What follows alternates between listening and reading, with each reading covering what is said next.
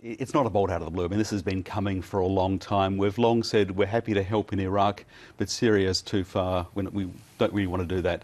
But that was never a sustainable position because, of course, Islamic State has dissolved that border. You know, you can't fight them in one country and not the other side of the border.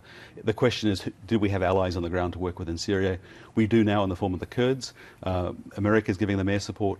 Turkey's giving them air support. For us to be asked to join in, that just seems sensible. The problem is, though, up until now, the Abbott government has not officially recognised the Assad regime, which has been one of the reasons why it hasn't taken part in the airstrikes. Would that change? I mean, where does the government go if it wants to press the button on these strikes? Yeah, that's a good point, Michael. I mean, the thing with Iraq is we are invited in there by the legitimate elected government of Iraq.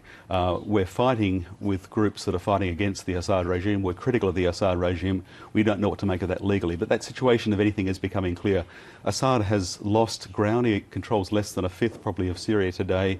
His legitimacy is completely shot. There's no question we've got to deal with Islamic State in the north, and so that argument from 6 months ago is less and less cogent. But do we have the capability to continue what we're doing in Iraq and then add on to that Syria?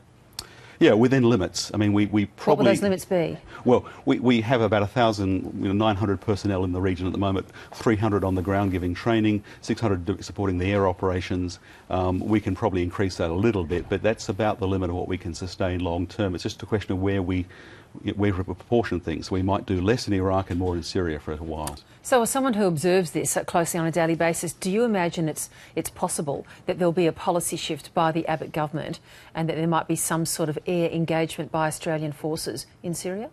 I think it's probably inevitable because the distinction... Do you want to put a time frame on that for us when you say inevitable? The next month or two.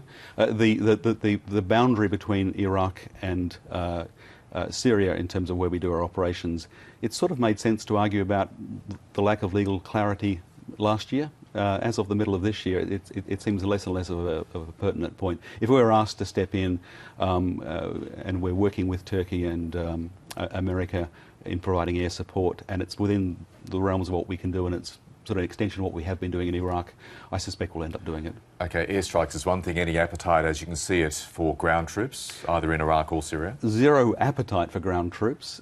Turkey has said they're happy to provide air support, but they don't want to put ground troops in themselves. I suspect Turkey's going to be the first one that's going to come under pressure to put ground troops in.